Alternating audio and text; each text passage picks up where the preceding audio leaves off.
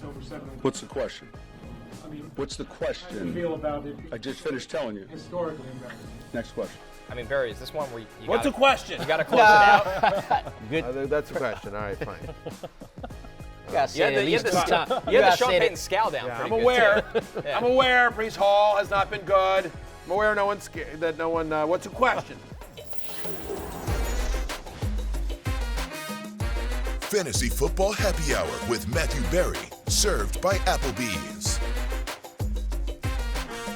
Welcome to the Fantasy Football Happy Hour. What's your Connor question? Rogers, alongside a Sean Payton doppelganger and Matthew Berry and DK Jay Metcalf, Croucher. Sean Payton, who doesn't he look like? It's listen. I'm a chameleon. It's one of the reasons why I'm an actor in Avengers Endgame, the highest-grossing movie of all time worldwide. forget I am, that. in fact, the highest-grossing actor of all time worldwide on a per-movie basis. It is because of my chameleon-like abilities to whether it's Sean Payton, whether it's DK Metcalf. Yes. There's no one that I can't shape-shift into. Yes, Daniel Day Berry. Thank you very much. That's wow. that's exactly right. I think as post-game press conference goes, it's not you play to win the game. It's not playoffs. It's not we're on to Cincinnati, but it's up there. It's up there. It's a good one. It's up there. Next question. What's your question? Very angry. He's quite red. Yes, too. very That really took red. it over the top. He really Very felt, red. really do you went think he into the was hole. red right when he walked into the room, or do you think like at some point, like when it was like when they had 40 on him and it was still like 12 and a half minutes left to go? I think it was steam building. Yeah, it kept going. I think, guys, we need to talk before we get. It's Love Hate Day, by the way. Hell yeah, it is. So very exciting. We'll get into that today. We've got some Rotoworld headline news, and of course, a preview of the Packers and Bears game tonight on Thursday Night Football. But Lions. I think is Packers, it the Lions? Oh, Packers and Lions. Well, whatever. Thank God it's not the Bears. Exactly. You gave America a fright. Yeah, Real we did. scare, jump Sorry scare. about that. Yeah, Everyone watching Peacock just had a jump scare. Again, I really should Happy attend Halloween. the pre-show meetings. So it is Packers and Lions, America's team, the Lions, and the Green Bay Packers.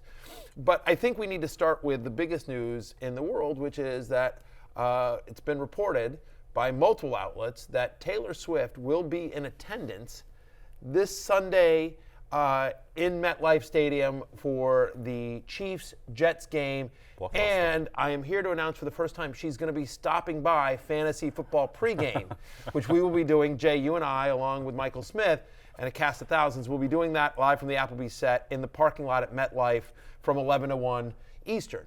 Now, again, a lot of people are like, really, Taylor Swift's going to come by? And I'm just going to say this. I can neither confirm nor deny these rumors. It has come out that she's going to the game and that she's going to stop by our set beforehand. But, Travis Kelce, on his podcast, he just shot a shot. He's like, I'd like to ask her out. I'm trying to get her number. I'm trying to give her my number, and next thing you know. So I'm putting it out into the universe. Listen, by the way, if she'd like to bring Travis, we'd love to talk to him as well. Sure. Mama welcome. Kelce, if she wants to bring Donna, her new BFF, we're happy to talk to any of them. What I'm really hoping for is that, surrounded by a phalanx of security, she'll just wave to us on her way by. I'll settle for that. That'd be Maybe pretty just good. like kind of she's got that little smile and a little, like maybe a thumbs up or something. Yeah, I think there's more chance of that happening than the Jets winning that game, Connor. I would say, yeah, she's just to let Taylor Swift know, she doesn't have to go to this game. I just want to make sure that much is clear. It's funny, the Jets are only No, plus... wait, are you kidding me? Shut up. He did not mean that. He did not No, mean that. I absolutely did. I'm sorry. You know what?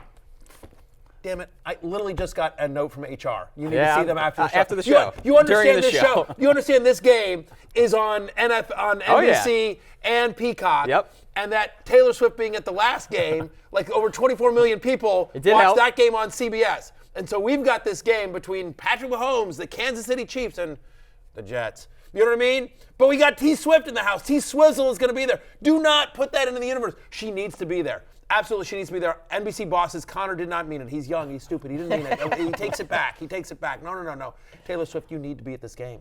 And all of you need to watch this game as well. Can Taylor Swift play quarterback? Maybe. The Jets are plus 330 to win this game, which is strange because it feels like they are a 0% chance to beat Patrick Mahomes. Where would you set that market at, Jay? I don't know. I get it. 600? Like it's one game of football. Right. Weird things happen. They did. This same team beat Josh Allen and the Buffalo Bills Right, like that's 3 the weeks ago. reason. So anything can happen. But it really Cardinals feels beat like, the Cowboys last week. Yeah, it really It's feels the like they're not NFL. going to win. I mean, the Chiefs really couldn't get a lot going, even though they won against Jacksonville. Yeah. So, listen, it should be higher.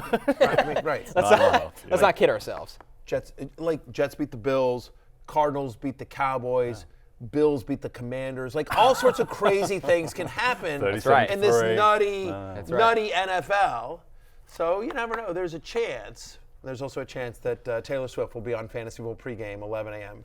I'm not telling you what the percentage chance there is, but there is a chance. There's absolutely a chance. We will both be at She'll be in the state of New Jersey. Sunday. You'll be in the state of New Jersey.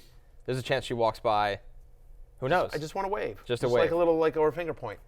All right. Let's get into the Rotoworld player news. Listen, there's a lot of player news as we get towards the latter half of the week here. For all your Rotoworld player news, go to NBCSports.com. And here are the injuries we're tracking right now. Good news on Joe Burrow. His status practice in full. Same with Anthony Richardson, who appears to be heading out of concussion protocol. Joe Burrow's going to have himself a week, just so you know. This is the week? This is the week. All right, I like it. Jalen Waddle practiced in full as well. He was another guy dealing with concussion protocol. Gus Edwards, another guy with a head injury. He practiced in full. We got 3 limiteds. Austin Ekeler, Saquon Barkley, James Conner. Barry, that feels like good news. That's limited for Ekeler and Saquon. Certainly not Connor. You don't like showing him showing up on the injury report, especially with the Niners up next. But the fact that Ekeler and Barkley was supposed to be week to week to week, and the fact that he's out there with a high ankle, that's fantastic. There's a chance that we see Saquon Barkley this weekend and Austin Ekeler, especially given that the Chargers have the bye next week. There was some thought that Ekeler might just, take it easy this week, get through the bye, and then come back 100%. Not out of the woods yet, but just the fact that on a Wednesday he was out there in pads and helmet and practice on a limited basis, I think is a great sign for a friend of the show and fantasy life investor, Austin Ekeler. Jay, on the not-so-good news, Jimmy G, he's in concussion protocol. He is not practicing. Zay Jones dealing with the knee. He's not practicing. Deebo Samuel, it's not just the ribs. He's dealing with a knee injury as well. He did not practice to start the week. Yeah, to me, I think Garoppolo's largely as expected. Zay Jones also, that was reported earlier, he's not expected to play. Deebo Samuel, that's the kind of concerning one because he took a heavy hit to his ribs. And then, by the way, came immediately back in and Kyle Shanahan lined him up at running back immediately after it seemed like he might have broken a rib. But Deebo, also the knee, he's just the guy who constantly pops up on injury reports. And with the game against Arizona as 2 touchdown favorites, maybe they let him rest. Yeah, I mean, we'll see how that tracks. Although, I mean, I think that they don't want to take it, lightly. I mean, Arizona's tough. Yep. Arizona's tough, but again, it's why I mentioned yesterday, I like the Cardinals plus 14 in that game. And I also think that, Deebo being a veteran, you can certainly see him. He's one of those guys that doesn't need to practice to play, I don't think. Get him some rest. And Ayuk's on his way back as well, so some good news for the Niners there. How about Thursday Night Football's injuries that we're keeping an eye on? Christian Watson, who has said he expects to play with the hamstring injury, is questionable. Same for Aaron Jones, questionable. David Montgomery with the thigh contusion is questionable. NFL Network's Tom Pelissero reports Watson, Jones, and Montgomery are all expected to play here, guys. Great news for them. We've kind of been building that way towards the week. Pitch count for Christian Watson, though. Yes. His receiving prop's only 36.5, so I wouldn't and maybe Aaron Jones. I have him at wide receiver. I have him just on Watson real quickly. We talked about this yesterday. Like, if you're desperate, go ahead. And he's always, got the ability to get deep for one. But, that's one of those that I kind of want to see it before I'm ready to put him right back in my lineup. I'm at wide receiver 38. Remember, 60% of his fantasy points last year came in 4 games. He was really kind of a boom or bust player. And first game back, no teams on a bye. There are no teams on a bye. I'd rather just, again, be cautious if I can be. You may not have the opportunity. But I think both Jones and Montgomery, if they're active for the game, they're both top 20 plays this week. More RB2 than RB1s. But I think you got to put them right back there, especially Aaron Jones, Jay, because the Packers have gotten absolutely nothing out of A.J. Dillon the last couple of weeks. Yep, Aaron Jones goes straight back into lineups as well. If you're betting on this game, we'll talk about the game in greater depth later, but Christian Watson, he's a guy that you want to ride the upside. He's plus 500 to get 75 plus receiving yards. He's someone I always like when guys come back from injury on the Thursday, because it usually means they're probably okay for the Sunday, and they just got a few extra days rest, and he will be allegedly on a snap count, but he's a guy who doesn't need that many snaps to make an impact. So he's someone who I think his average outcome isn't great, but he could also go for 80 yards pretty easily, just the type of player that he is. I have Montgomery at running back 16. I have Aaron Jones at running back 18. Both of them, obviously, top 20 plays. Remember, Jones was the number 1 running back in fantasy in week 1, had that monster game before leaving late in the game with a hammy injury. Injury. Very profitable one. Yeah, I would like to be in the hammy industry. I don't have any hammies is one of the concerns for me. Dave Montgomery, by the way, double-digit fantasy points in every game this season. When they get close, they're going to give it to him. Again, they got nothing out of Craig Reynolds. And even with Montgomery out, they still didn't give a massive workload to Jahmyr Gibbs. I think they're excited to get Monty back as well. Also, I just want to point out, as we talk about tonight's game real quickly, we'll talk about this later in the show. We'll have some best bets. Yeah, we'll have some best bets. You want me to do that later, Steven? Get in my ear. You want to talk about the best bets later? We ready to doing the show on the show. What? We're good now or no? Fire away. Okay, all right. So first off, I just want to point out right now, this is usually, so who drinks for free in the happy hour today? And normally it is somebody that has done something, but I'm calling my shot. Luke Musgrave drinks free at the happy hour, and you're like, what's Luke Musgrave done? Tonight is Luke Musgrave night. Tonight, I would recommend going out and picking up Luke Musgrave, because after this game, you're not going to be able to, or there'll be a rush to the waiver wire. I've said all preseason, I've said all along, Luke Musgrave's going to be a thing this year, right? I was right about Tank Dell. Let's see. I was right about Chris McCaffrey. I said he was going to be a thing this year. He's turned out from downtown. You're right about Damian Pierce. Right? Yep. Allen Robinson last year. Yep. No. But listen. Devon Achane, we gave you in the preseason. We talked about. We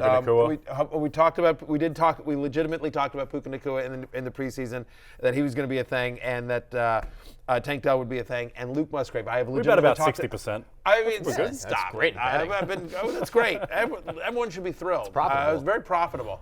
I'll tell you a story, by the way, real quickly. This is real. No, listen, and I've been doing this for 1,000 years, as you guys know. I'm older than Methuselah, but so I've made a billion calls. Know who that is. No, right. You don't know who Methuselah is? No. You don't know that reference? No. So that one right by me. I'm as old as dirt. How about that? That's kind of what I figured you were implying. Yeah, fair enough. But that was the laughter. Anyway, God, we're all off track. All right, hang on. Here's where we're going. Real quickly, though. So my love-hate today. My love-hate today is fantasy atonement. This past Monday was Yom Kippur, the Jewish day of it's the Day of Atonement. I am Jewish myself. I'm not making light of the high holidays for the Jewish people. Again, I'm a Jew. But I like the idea of it, which is that what you do is and I explain the whole thing, but the idea is that for one day a year you atone to God, and you ask for forgiveness of your sins, and you make repentance. Yes, and so the whole thing. But so my point is, I like that idea, one day a year, where you just sort of say, like, okay, here's my bad, here's everything I did wrong. Can I please get a pass here? And I apologize for it. So right in the column is just a bunch of people that need to atone for stuff, and you can imagine some of them. But I was like, I need to atone for something. And so last year I did this column. I've done it every year. It's this fantasy atonement. And last year was Allen Robinson. I was like, my bad. And I got to be honest with you. It took me a while to find one this year. It's been a pretty good year so far. I didn't know where that was going. I'm saying I have made a billion calls in my life. I wasn't right. And I've gotten many. But I'm going to tell you, I finally found something. I finally found a call that I felt pretty bad about, which is that I had Mike Evans on the preseason hate list, and obviously he's wide receiver 5 through 3 weeks, so that was a mistake, right? That was a bad one, and I apologize. I've atoned for that. But I'm just telling you, it took a while. There wasn't one glaring one where you're like, dude, Mike Vick, really? I'm just telling you. So far, it's been a pretty good year, Mr. Methuselah. I still can't get over Methuselah. Do you reckon when God's scrolling through the atonements and there's all these criminals, then Matthew Berry had Mike Evans on the hate list? Yeah. No good. No good. That was your McGregor. I'd like to apologize It's fine. to absolutely nobody moment, just so you know that. Yeah, anyway, back to this. Luke, we're all off the rails, but whatever. I was up late writing love-hate. I'm all punch drunk. Luke Musgrave drinks free because of what he's going to do tonight. Your last chance to get Luke Musgrave is right now, up until kickoff, because then, once again, just like with Damian Pierce, just like Tank Dell, Devon Achane, all these guys, Puka Nacua, you're not going to be able to get them. I'm calling my shot here. Okay. If we were on pregame, I'd be one of my shot for shots. A lot of shots today. Luke Musgrave goes off. Taylor Swift and Kendrick Lamar on the set of fantasy football pregame, singing Bad Blood. It's all happening. We've got a lot of stuff there. And by the way, hey Steven, do you have my lineup? Do you have that ready yet? Okay, here we go. So here's my problem, guys. Here's my problem. So here's my team in my undefeated first place 3-0 team in our show league. And it's a 12-team league, PPR, and it's a 2-quarterback league, right? And so I can't figure out how to get Luke Musgrave into my lineup. You see him there on my bench, because I got Jerome Ford before the rush. I got Tank Dell before the rush. I have Raheem Mostert. Of course, I have my ride or die, Amon-Ra. I have Jordan Addison. I have CeeDee Lamb's my buddy Eights. He's in there. Where do I put Luke Musgrave in? And then, of course, my tight end is Hawkinson, who's awesome. But, I know he's going to go off, Connor. But I can't. My team's so good, I can't find a spot. Stash and trade him. This is what I'm doing. I have him right there.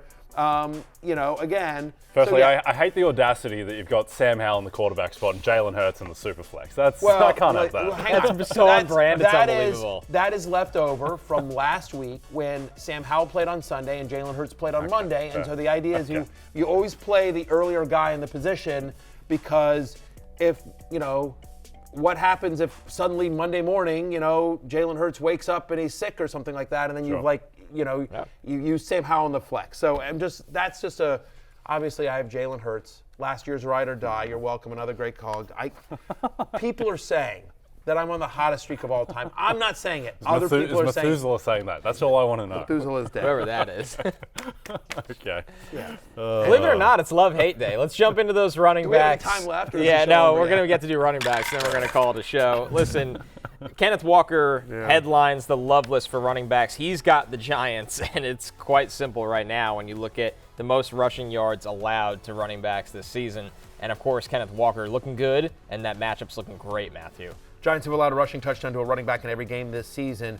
Kenneth Walker, top 3 among running backs in goal-to-go and red zone carries through 3 weeks. We think he gets into the end zone here. I like Ken Walker anytime touchdown in this game. By the way, every week his touches increased. He's had at least 18 carries each of the last 2 weeks. And they're getting him involved in the passing game. He's my running back 7. Jay, we see right here the most rushing yards allowed to running backs, the Giants at number 4, and it's not pretty when the only teams that have been worse than you are the Denver Broncos, who are on a planet of their own, the Steelers and the Raiders. Absolutely. A lot of game script there. The Giants have been just losing constantly in every game. Even when they were beating the Cardinals, they were losing most of that game. And I think the big thing with Ken Walker, there were concerns about his health coming into the season, his potential timeshare with Zach Charbonnet coming into the season.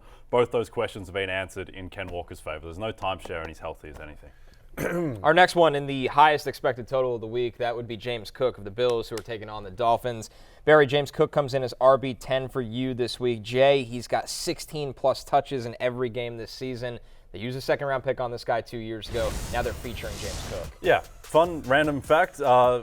Rushing yards leaders in the NFL, 1, Christian McCaffrey, 2, DeAndre Swift, 3, James Cook, randomly. Kind of sneaks up on you, but he's gotten the usage. And in a game that we're expecting to be very high scoring, would expect him to have a very good chance getting in the end zone against Miami, Matthew. Yeah, James Cook on the preseason love list, I'm just saying. Was he? As long as, because everyone's going to hate on me for patting myself on the back, which rightfully so. So I might as well just double lean down. into it. Double down, yes. Yeah, I might as well lean into When it. in doubt, double down. I'm not backing down. Absolutely. I'm Tom Petty. I won't back down. Look, neither will James Cook, who's had back-to-back games with over 100 yards from scrimmage. You mentioned the 16 touches in every game this year.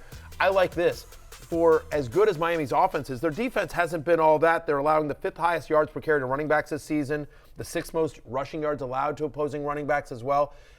The only downside to Cook is just, when they get in close, they've been pulling him for Latavius Murray or Damian Harris, but he's going to get into the end zone one of these days, and he's still been productive because of his usage in both the rushing and receiving game. And we saw those reception totals go down to 2 after he had 4 the first 2 weeks. I think it goes back up against Miami's front 7. I think Josh Allen will look to dump it off to him again, get him working against those linebackers. Our next running back here, Zach Moss against the Rams. Zach Moss has taken over this backfield while Jonathan Taylor is on short-term IR. He has played on 85% of snaps in 2 games since returning, Barry. And honestly, Zach Moss has looked good and a little bit of a surprise. He's even contributed in the pass game a little bit.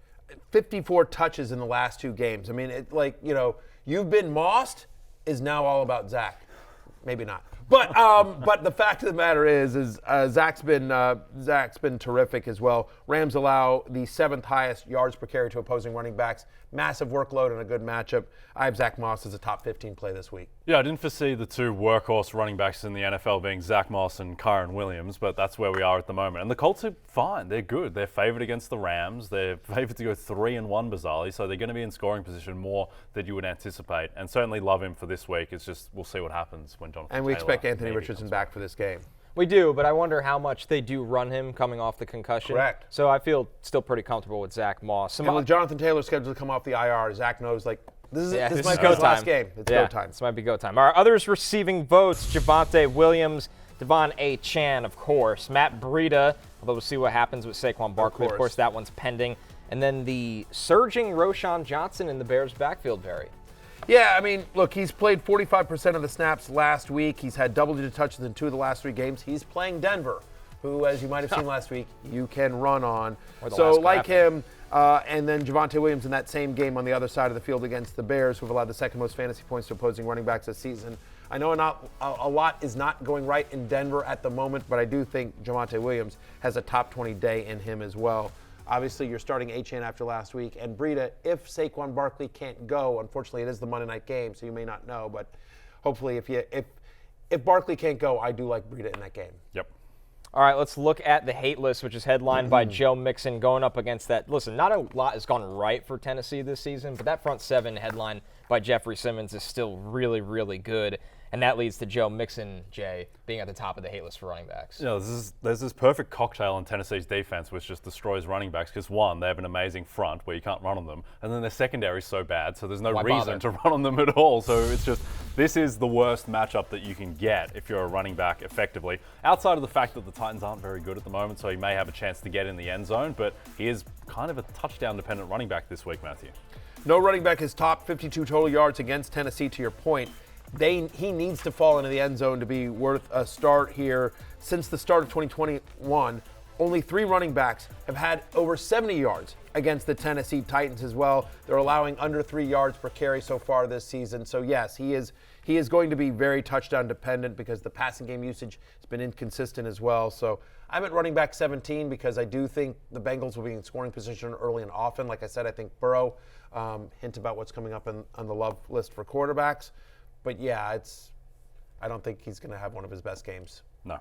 James Conner, a surprise entry to the injury report this week. We'll see if he ends up playing. Not a surprise entry, Jay, to the hate list because, quite simply, they're going up against San Francisco. This might be a little bit of, I don't want to say a reality check for Arizona, but they're not going to be overlooked anymore. Yeah, I think the concern about James Conner coming into the season was that he would just be in all these game scripts which were not congruent to him being able to run the ball. And Arizona, even when they lost the first couple of weeks, they were in the game and they were able to run the ball. Against San Francisco, there's probably not as much of a chance of that as 2 touchdown underdogs. But look, Conner's been really good. He's been the second best running back by PFF grade. He's getting the work, but he's going to need to get in the end zone for him to provide value this week. No team has allowed fewer rushing yards to opposing running backs than the San Francisco 49ers.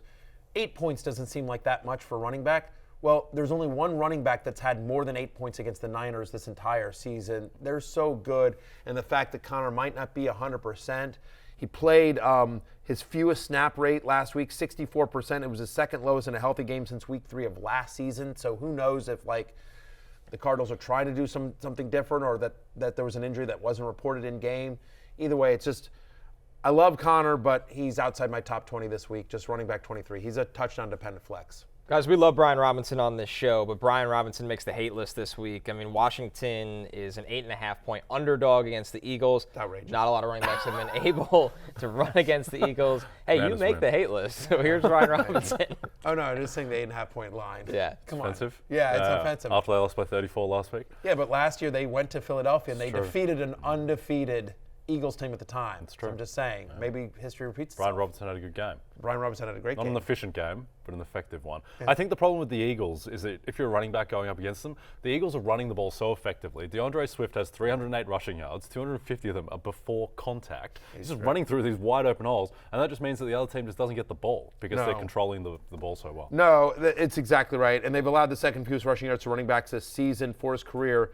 When Washington has lost, and you mentioned again the Eagles are 8.5-point favorites, Robinson's average is just 6.9 fantasy points per game. So again, game script needs to be favorable for him to get a heavy workload. And unlike last year where they tried to kind of hide the quarterback and they were willing to run, this year it seems Bieniemy is willing to, let Sam Howell throw it and chuck it around. So Brian Robinson, unfortunately, outside my top 25 for the week.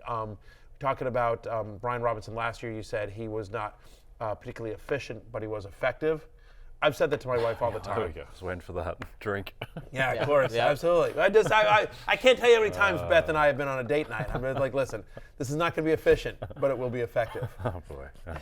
Connor. Talking about cooking in the kitchen. Tell me about rugby, Connor. Jay's begging me to do the read. The toughest competition of the year is here. The biggest talents in men's rugby take the stage as 20 saying, it's an effective countries phrase. compete for 20 days of heart-pounding, efficient, and effective hard-hitting action at the Rugby World Cup. Watch every match live on Peacock all the way through the final on October 28th. The game's also available on CNBC. Yeah, I heard a rumor that Taylor Swift's going to be at all the Rugby World Cup. Yeah, You go should watch Wallabies. those games. If Jameis Winston is starting this week, and you guys obviously had a quarter and a half playing with him, does anything change with the mic? I don't really know, to be honest. I just came in trying to do my job, so we know what he can do. We played with him last year. He can run the offense well also, so we're excited. Whoever's back there, we're just going to do everything we can to get open for whoever's back there. So. That was Saints wide receiver Chris Olave, kind of operating how we do on this show. We just show up and do our job, no matter the circumstance. Chris Olave ready to play with Jameis Winston. Oh, yeah, listen, I'm just here so I don't get fined, There you go. as are you guys. That's right. I'm just going to get open and The Do James my job. Harden role. No, listen, thank God you guys are contractually obligated to be here. Because otherwise, which is Monday to Friday. Yeah, well, you're exactly. I mean, I remind that of Beth all the time too. I said, you're contractually obligated to be here. Just so you know. that is marriage. And Chris she's Olave obviously headlines the love list here Yes. against the Bucs. Olave ready to play with Jameis Winston. He's been targeted heavily this season. And quite frankly, I mean, yes, losing Derek Carr hurts, Jay. And I know Jameis didn't look good coming in last week, but you still have confidence in Olave with Jameis coming in. Yeah, I would worry more about the other guys than Olave, because the thing about Jameis is even when you get bad Jameis, even when he goes full Jameis, which you never want to do, Matthew, you never want to go full Jameis, he still throws it down the field. He's still got a really deep average depth of target. That's where Olave thrives. He gets down the field. He will be fine, whoever his quarterback is. Since he entered the NFL, Jameis Winston leads all quarterbacks in air yards per pass attempt as well. Buccaneers have allowed over 100 receiving yards to a wide receiver in every game this season. So you're like, well, who's it going to be this week? Pretty sure it's going to be Chris Olave, who, this offense runs through him. Jameis ain't scared to chuck it. He's got some Taylor Heineke in him. Taylor actually has some Jameis Winston in him. But either way, Chris Olave is a top 8 wide receiver for me this week. I am at wide receiver 8. Another wide receiver on the love list, maybe a get-right game, Matthew, for T. Yeah. Higgins. The targets have been there for T. Higgins. Now the matchup is there. Is this finally the week? Wide receivers facing Tennessee have caught 75% of their targets this year. 75% of their targets. Get it somewhere near a wide receiver against Tennessee. They're coming down with it. And to your point, Connor, T. Higgins has been getting the love, right? Exactly. He's had at least 8 targets in every single game this year. Titans have allowed 19 or more fantasy points to a wide receiver in every single game. We expect Jamar Chase to go off, but we also expect T. Higgins to go off. We talked earlier in the show that Joe Mixon should have tough going. Again, it's sort of like, asked and answered, rinse and repeat. You don't play your running back against the Titans. You start out all aspects of the passing game against them. It's a get-right game for Joe Burrow. Jamar Chase, you're already starting. T. Higgins, you're already starting. But I do think after a tough game last week, T. Higgins gets back on track. I have him at wide receiver 14 this week. Give me some tea. Okay, I'll give you some tea. I think with the Titans... Spill the tea. That's bad. Titans, they... I pity the fool that don't play T. Higgins. Okay. Do you get that? Yeah, it's I a got step that one. removed. Yeah, I Because got that was that Mr. T. Yes. Right? And then he's T. How Higgins. deep does the rabbit hole go, Matthew? Yes. Because you've definitely taken the red pill when you're going down the rabbit hole. 1,000%. Yeah. We won't anyway. We won't get Right. into that anymore, Connor. I think with the Titans defense, it's so bad that they fixed Deshaun Watson, who was 0 for 8 in terms of even reasonable games. Yeah. And then he played like an MVP against the Titans. I don't really understand how their secondary is that bad. The talent to me doesn't seem that bad. Like, how is it like this? It is crazy to me. I mean, and they have a great coach in Mike Vrabel, too. So when you look at it, it's just now a lot of the corners they've drafted over the years have not lived up to the hype. They've had a lot of misses there throughout the draft. I think their pass rush from the edges is trying to get healthy. But quite frankly, they're just getting torn apart. Yeah. Here's what you're hoping for, just to give everyone here a rooting interest, is that obviously we want Burrow and Chase and Higgins to go off, unless we're facing them, in which case we don't. But they're going to go off, so don't worry about that. But you're hoping that the Bengals beat them, and you hope the Bengals beat them in such a way that the Titans management sit there and go, you know what? This ain't our year. This ain't our year. Hey, Joe Douglas, what do you give me for Ryan Tannehill? Right. Hey, every other general manager in the NFL, what do you give me for Derrick Henry? That's what we need. We need Ryan Tannehill to go to we need the Titans to say, like, you know what? We're tearing it down. We're going to get Malik Willis or Will Levis in there and see what we got from them the rest of the season. Tannehill, go save Garrett Wilson and Breece Hall's fantasy value. Derrick Henry, King Henry, we're going to move you off to the Ravens. We'll do it again. The Ravens. 1,000. Wait, last. Yes, Always we would the love Ravens. King Henry on the Ravens would be amazing. They may not want to trade him in the AFC, Right. but whatever. Wherever Derrick Henry goes, that would be great. And then Tajay Spears, who we all love as well, he gets some run. This is what we need to happen. This would be amazing for everyone except, maybe Titans fans. It's the fantasy elixir, actually. But I also think Titans fans are like, you know what? This ain't our year. Team's not going anywhere. That offensive line, they're not going anywhere. No, offensive exactly. line, Problems. secondary. Yeah, So so many if you're the problems. Titans, you should just be like, you know what? All right. Yeah. We'll take it. We'll take it off for a year. We'll rebuild. There we go. And for as bad as Tannehill That's has been, what everyone should be rooting for. The entire universe. We He's a can huge all get upgrade. together on this. Yes. What? for as bad as Tannehill has been this year, he's a massive upgrade for Garrett Wilson right now. Massive. Yep. He played good in week 2. Tannehill had a good game against the Chargers, right? Yeah, against the Chargers. Tannehill had a good game in week 2. Tannehill is a professional NFL quarterback. Right. And Rich man's Mike White. Very rich man's Mike White. I mean, honestly, seriously, like. Sorry, Mike White. There's that Stray. comparison's amazing. Yeah. Yeah. Maybe Mike they White, trade DeAndre Mike White Hopkins turned somewhere, Garrett too. Wilson into a top 5 receiver in the NFL. That's all he needs. It's a Joe He just Flacco. needs competence, and Right. Ryan Tannehill is the epitome of competence. Let's get DeAndre Hopkins somewhere too. Okay, There you sure. go. Bingo, Yeah. bango. Yeah. Done and Bingo, done. That's what we're hoping for. Bango. Our next wide receiver, simple. Jakobi Meyers, he's got that Chargers defense this week. Listen, Jakobi Meyers, week 1 and week 3 this season is 2 healthy weeks. I mean, Jay, he's been a target monster in this offense. Yep, 22 targets for a team that really only throws to 2 guys. It's just throw it to Devontae. Oh, Devontae's not over. Right, throw it to Jakobi. There's nothing else going. I don't really understand why Lawrence's man Hunter Renfrow just gets no activity whatsoever, but this is an offense where it's just throw it to those 2 wide Austin receivers. Hooper hasn't gotten a lot of love either, And we'll see if that changes with Jimmy potentially missing, though we don't have clarity on that situation. But either way, I think Devontae and Jakobi Meyers will provide value. Yeah, and by the way, I mean, Jakobi Meyers, I'm assuming that, big assumption, but I'm assuming that Garoppolo is playing. I ranked him as such as well. So, I mean, obviously, if it were Brian Hoyer or Aiden O'Connell, we would lower expectations for the entire passing offense. But listen, the 2 games he's played, he's got a 31% target share, 22 targets. And I love this stat, by the way. Again, Brandon Staley's a defensive coach. Yes. Right? We have no questions about Kellen Moore in the offense for LA. But the Chargers have allowed the most fantasy points, the most yards, and the most touchdowns to wide receivers through 3 weeks. So now, to be fair, they played Tua Tagovailoa and Tyreek Hill and Jalen Waddle, which looks like the greatest offense of all time at the moment. But They put him in single coverage, though. I know. And they played him last year. They knew what was coming. Stop it. What I love about that is they I played mean, him. I don't know, Buck, compared to Brandon Staley, I'm sure he's forgotten more about football than I'll ever know in my life. But even I'm like, we should probably try to double these guys. Right. Here's the thing with that. Let's play a shell defense and give them underneath stuff. Let's bump them off the line. Let's do anything. Anything else. But anything but put Tyreek Hill and Jalen Waddle in single coverage. The beauty of that is last year they forced Tua into the worst game of his career. And let's do something different. Right. And let's give up 466 yards. Anyway.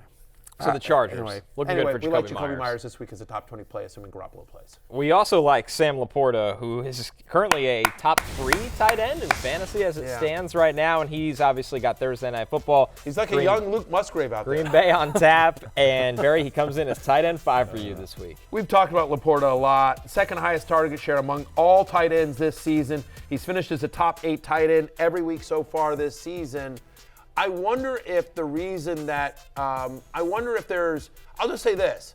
If I was Sam LaPorta, because, tight ends and pop stars are kind of a thing now, and he's now like an elite tight end, so he should look out there like, I don't know, Ariana Grande dating anyone these days? What pop star is single right now? Yeah, I don't know. I got to look at my Tiger Beat or whatever. That's a reference that no one gets. Yeah. But whatever. I gotta go on TMZ. I gotta go on TikTok. I gotta figure out which pop star is single these days.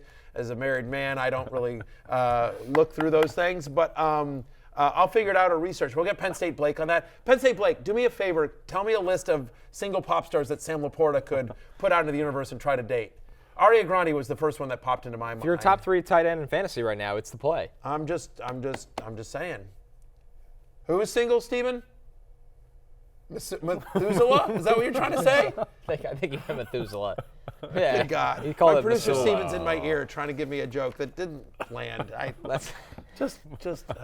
Let's take a look at some others You guys receiving understand what I'm up votes. against here? This is all I'm saying. All right, go ahead. What do we got? Some others receiving votes. The leader of the old pack of people, Adam Thielen, he tops the list. Did you have to look at me when you said that? Yeah, no, that's the point. Tutu Atwell, of course. Tank Dell, of course, Tank Dell. Elijah Moore quietly been involved in that Cleveland offense.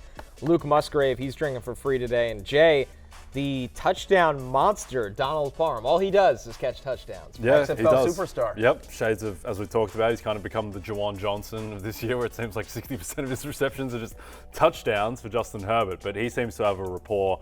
Parham, I mean, he's not the most exciting tight end because he is so touchdown dependent, but pretty much all tight ends except for 6 of them are touchdown dependent, so he is viable. And he's had at least one end zone target in every game so far this season. Elijah Moore just on something like that, which I know is a guy that you've talked about a lot, Jay. But I was surprised when I did my research to find this out. Baltimore has actually allowed the most receptions to opposing wide receivers this entire season. That's not who I would have thought they were up there, but I didn't think they allowed the most. So they do as well. And so Moore, who's got 25 targets through 3 weeks, same numbers as Amari Cooper. When you watch those Cleveland Brown games, it hasn't always been pretty, and it's not always like deep. I mean, it's a lot of around the line of scrimmage stuff, but they're manufacturing touches for Elijah Moore, Connor. They are. They're using him in ways that Ole Miss kind of used him, where you can get him involved in the quick passes and the scheme touches and the jet sweeps. And with preseason was the first time we saw him used in the backfield as well. So Elijah Moore definitely involved in that offense. Just quickly on the Ravens, I think it's gone under the radar. I don't think people have thought about the Ravens much because they played the Texans and the Colts and then the Bengals with Burrow banged up. They haven't really played a prominent game. Like, they're missing like half their team. They're running out of edge players. At the moment. They literally don't have any edge players left that are healthy. Exactly. So I do think that this should be a good game for Deshaun Watson and his pass catchers. Yeah, and we're expecting Cooper Kupp, or we're hoping for Cooper Kupp back next week, but he's out again this week. So Tutu Atwell, who very quietly has 15 or more fantasy points in every game this season as well. Colts have allowed the 3rd most receptions on deep passes. Tutu Atwell is their deep player. And so, there's been so much hype, and rightfully so, on Puka Nacua that I think people are missing. Tutu Atwell's played really well as well. Yep, he has. And I think he will maintain some sort of role when Kupp comes back at the expense of Connor's man, Van Jefferson. That's right. All right. Yeah, my man. Hate list here. Unfortunately, the man at the top, Garrett Wilson, because he just doesn't have a quarterback right now. Garrett Wilson going up against the Chiefs. I mean, this is the story of 2022, guys. When Garrett Wilson plays with somebody else at quarterback, he goes off. He literally won Offensive Rookie of the Year, in part because of that. When he plays with Zach Wilson, well, quite frankly, nothing's working. It's tough to watch as well. He's had 12 pure games with Zach Wilson. He's averaging single-digit fantasy points in those 12 games, and that includes the touchdown he caught in Week 1, the one-handed amazing grab that he made to help beat the Bills. Chiefs, by the way, have played pretty good defense this year. They've allowed the 5th fewest fantasy points to opposing wide receivers so far this season. And they faced the Jackson. It's not just the Bears that they beat up on. I mean, they held the Jaguars. They held Calvin Ridley. Yeah. So anyway, I think it's a tough matchup here for Garrett Wilson. I'm just outside my top 20 as well. Other guys on the hate list. DeAndre Hopkins. DeAndre Hopkins is one of my favorite players in the NFL, has been since he came in. I don't think it's his fault, as we've talked about. The quarterback play's been inconsistent. The line has been tough as well. But listen, he's had back-to-back games with under 50 receiving yards for the first time since 2020, week 16 and 17. He's had 0 end zone targets. Part of the problem is that the Titans, believe it or not, haven't had a play inside an opponent's 10-yard line in 2 of their 3 games this year. Like, just the whole offense is brutal. So, I have Hop at wide receiver 32 this week. Yeah, it's grim. Just quickly on Garrett Wilson, we touched on this a little bit yesterday, but he will have a different quarterback in 3 weeks. Now, that different quarterback might be a better and fixed version of Zach Wilson, but it's more likely, I think, going to be someone else. So it is going to get better for Garrett Wilson, because if Zach Wilson keeps playing like this, he's just not going to be the quarterback coming out of the bye. Yeah. It can't be. And Trevor Siemian was the first step of a sign that it's not necessarily Trevor Siemian, but somebody different. I mean, when Trevor Siemian's often the first sign of a lot of things. Yes. This is problematic, to say the least. We talked about this on Keep It Open or Close It Out yesterday with Lawrence, but Jay, Jahan Dotson right now, he just really can't get anything consistently going, and we talked about Eric Bieniemy's Washington offense. It spreads the ball around to everyone. It does, and going up against a tough Eagles defense. The thing with Dotson is that a lot of his value last year was tied to the fact that he had 7 receiving touchdowns, and he's just not getting that work. I would still trust in the talent and that he's going to come good at some point, but the Eagles are a tough matchup, and we saw what happened with Mike Evans, who until that point had been an all-world receiver in the first couple of weeks, and Chris Godwin. So I would expect that it's probably going to be tough sledding. Single-digit fantasy points in every single game this season. Again, everyone wants to call me a homer, but look, Brian Robinson and Jahan Dotson both on the hate list this week. I'm just saying, it's tough, right? There's nothing from this year that gives you confidence in starting him this week. Yep. I believe in the talent. I believe in the kid in a big way, but not this week. Our last pass catcher on the hate list, David Njoku. We just finished talking about how the Browns are getting Elijah Moore involved. Amari Cooper is a staple.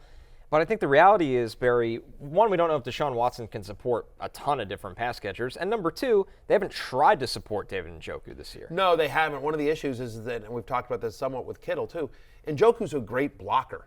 You know what I mean? And so because this is a team that wants to be run heavy and maybe they need to lean on the run game without Nick Chubb, they're going to need to hey, let's keep him into block even more because we're going to need that help with Jerome Ford and the other running backs we have there. He's had just an 11% target share this season, 4 fewer targets in every single game.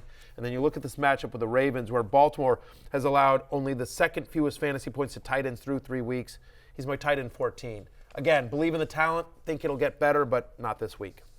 All right, let's move over to love-hate quarterbacks. And after a 400-yard performance where he was 40 of 47, Justin Herbert highlights the list because, guys, he's got the Raiders this week. And quite frankly, Justin Herbert is just incredible. And on top of that, I think the only thing that would concern me in this matchup is that they just start to blow out the Raiders if Jimmy G can't play and they lean on the run to close out the game. But even with that, the floor for Justin Herbert seems insane going into this weekend. As long as Garoppolo plays, their defense is so bad. That's right.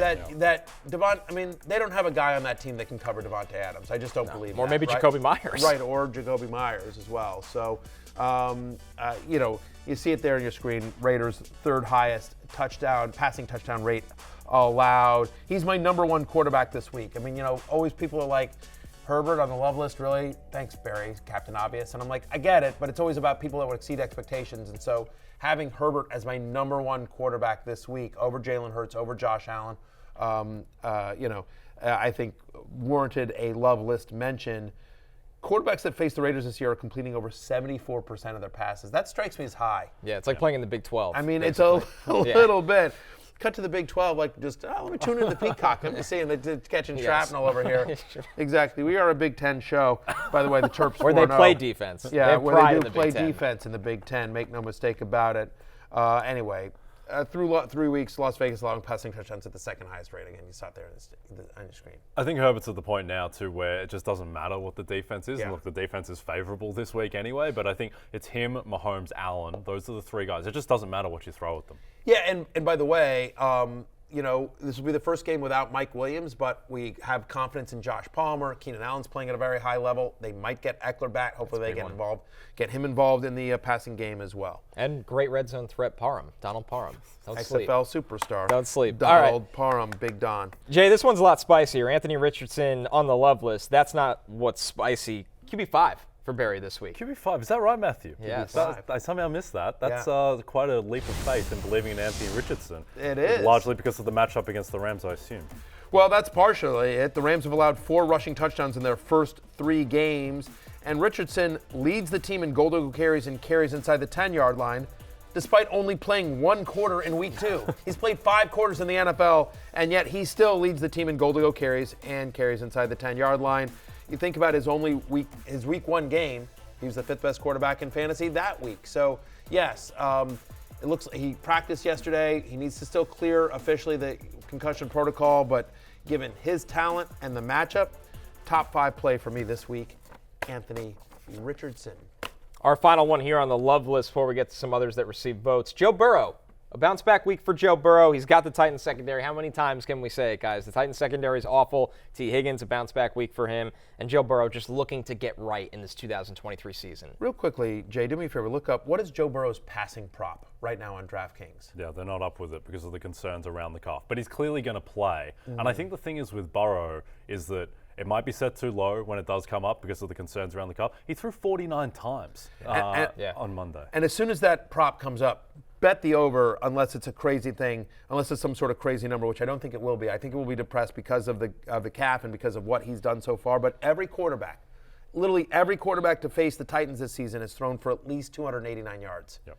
And I think Burrow's a lock for 300 yards. I bet that'll be at plus money. He's attempted 90 passing attempts over the last 2 games. Again, I think this is a get-right game for Joe Burrow in the passing offense of the Cincinnati Bengals. Tennessee is an elixir for, struggling passing attacks. Yep. Can we get Zach Wilson? I was thinking it. I was like, let's really test this. Yeah, let's get Zach Wilson against the Titans. Oh, boy. All right, so let's look at some others receiving votes. Brock Purdy. We saw Deebo Samuel on the injury report, but good news for Brock Purdy. Ayuk's coming back, and that was his guy week 1. Jimmy G makes the list. Let's see if Jimmy G can get back into practice and play. And Jordan Love for Thursday Night Football, Barry, against the Lions. He might have some key pieces back in that Green Bay offense. 20 or more fantasy points in every game this season for Jordan Love, including 20 rushing yards each of the past 2 games. He's using his legs. And so while I don't want to start Christian Watson tonight unless I really need to, it certainly helps his prospects getting a guy like that back on the field along with Aaron Jones. That's what's amazing is that Love has put up fantasy points without Jones and Watson for much of the season. He's my QB 15 going tonight. Chargers have allowed a league-high 24.6 fantasy points per game to opposing quarterbacks, which is one of the reasons why Garoppolo, if he plays, makes the list. And then Brock Purdy, San Francisco has the second highest implied team total this week as well. Cardinals allow over 20 fantasy points per game to opposing quarterbacks, so I do think Brock Purdy, again, more of a floor than an upside guy, but I'm as a top 10 play this week. Yep, and on Jordan Love. We're dangerously close to Brocktober. Yes, we are edging ever so more close. With Jordan Love, going up against the Lions defense. Lions defense, I think it's inflated by the fact that they got to play Zach Wilson South, Desmond Ridder, who just could not do anything against them. Missed Kyle Pitts wide open, missed a lot of guys wide open. But that Detroit defense allowed Geno Smith to have like a 9.5 out of 10 game. Allowed it's Patrick Mahomes, so whatever. But also Mahomes is having a great game, was just undone by drops. We'll close out with the hate list of passers here, headlined by Lamar Jackson. Jay, earlier in the week, you said Cleveland's defense is essentially on a historic pace right now. On top of the fact Lamar has to play that Cleveland defense, the Ravens' offense just hasn't been in sync throughout this year under Todd Monken. Yeah, just something off. Kind of a worse version of the Philadelphia offense in terms of the passing game, where it just doesn't seem like it's clicking under the new offensive coordinator. And now they get the Browns, who are the best defense in the league by margin at the moment, Matthew. Cleveland's allowing passing touchdowns at the second lowest rate. By the way, Lamar doesn't have a passing touchdown in 2 of the 3 games he's played so far this year. They're allowing under 6 fantasy points per game to quarterbacks through the first 3 weeks. Again, now they've played some, they played some bad QBs, and Lamar obviously has the rushing to keep him high. But I'm at QB 10, which I believe will be the lowest I have a healthy Lamar Jackson all season long. Cool. The fact that he's outside my top 5, that's why he makes the hate list. Cleveland's given up 21 first downs all season. It's insane. It's unbelievable. 3 weeks. Dak Prescott's outside my top 20 guys. New England has allowed the 5th fewest fantasy points to quarterbacks through 3 weeks, and they faced Jalen Hurts and Tua. It's not inflated by, playing bad quarterbacks as well. Dak's had under 17 fantasy points in 7 of the last 10 regular season games dating back to last year, and Patriots allowed passing touchdowns at the 5th lowest rate this season. Dak outside my top 15 this week. Yep, and his stats would look a lot worse if Sauce Gardner had run the back that pick 6. That's right. All right, we're going to break, our last break. When we're back, it's last call. We're looking at our best bets for Thursday Night Football. DraftKings Sportsbook is an official sports betting partner of the NFL. New customers can bet $5 and get $200 in bonus bets instantly. Download the app and use promo code Barry when you sign up. DraftKings Sportsbook. The crown is yours. Let's take a look at Thursday Night Football's most bet player props, of course, courtesy of our friends at DraftKings. This list is headlined by your ride or die, Barry Amon-Ra St. Brown, going over 6.5 receptions. That's at plus money right now. Jordan Love over 16.5 rushing yards. Sam LaPorta over 4.5 receptions. Also, Sam LaPorta's over on his receiving yards at 42.5. Finally, Amon-Ra over his 72.5 receiving yards. Jay, a very heavy Lions board on the most bet, but what do you like in this game? So my best bet is also a Lions bet, though it's on the defensive side of the ball, Matthew. It's Aiden Hutchinson over 0.25 sacks at plus 124. So he just has to get half a sack. The guy who leads the league in pressures right now in the NFL, it's not Myles Garrett, it's not Mike Parsons, it's Aiden Hutchinson. He had 2 sacks against Atlanta. Green Bay's offensive line has been very good this year. Love has only taken 3 sacks, but they're missing Bakhtiari. Yeah, they're missing Bakhtiari, though. Missing Jenkins. I think Love's going to have to drop back in an offensive game. So I think Aiden Hutchinson will get at least half a sack. I like that. Okay. What are you rolling with, Matthew? Well, listen, I've been calling my shot. Luke Musgrave drinks free today. He hasn't done anything yet, but he will tonight.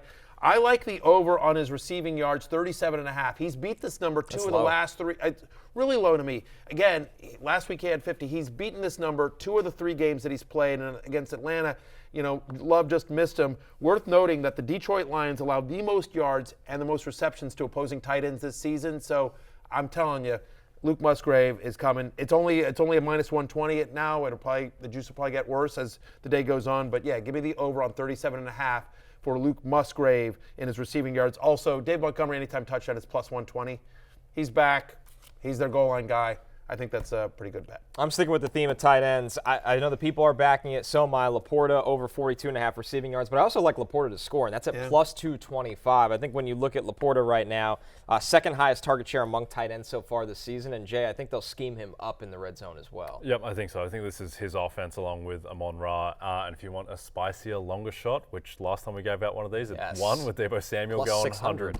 100 plus. But so Christian Watson, talked about it earlier, 75 plus receiving yards is plus 500. He's a guy who maybe he just plays more than anticipated. Maybe he breaks one. I do think he has a lot of upside, a lot of downside as well, but plus 500, you get to ride the variance. I like that call. I don't know what the odds are, but I also think just again, we've had some success with this on previous shows, but Christian Watson getting a reception on the first drive, I could also see them just trying to get him involved and everything like that. So my guess is that's at plus money. So I wouldn't mind, throwing a couple bucks on that. Yep, absolutely. And that's something that's always very difficult for books to price, what's going to go into the game plan. So, A.J. Brown complaining all week, that kind of stuff, that is something that is often an edge on. So I just feel like Christian Watson is the number 1 wide receiver. It's his first game back. It's a national game. I just sort of feel like they try to, in the first 15 that they've scripted, my guess is they're going to take a shot or 2 to Christian Watson. Yeah, definitely. And he's been very confident in playing. While they've tried to kind of hide him, Matt LaFleur and the coaching staff, no guarantees. Watson's been very vocal that he is playing tonight. Well, listen, it's closing time, which means you don't have to go home, but you can't stay here. Go to NBCSports.com and read Love, Hate for free. For Jay and Connor, I'm Matthew Berry. Luke Musgrave, welcome to the universe tonight. Peace out. I don't know what that means. Hey, it's Matthew Berry from NBCSports.com and Rotoworld.com, and I want to thank you so much for watching whatever it is you just watched, or if nothing else, being too lazy to click out of the autoplay after this video started, after whatever it is you actually wanted to watch finished. But now that you're here, I'd like to take a moment here to ask you respectfully now, okay? I'm asking you respectfully to subscribe to the NFL on NBC YouTube channel. You'll get the latest Rotoworld fantasy news headlines, all sorts of great shows, including my own Fantasy Football Happy Hour. So go subscribe now. Again, I'm asking respectfully.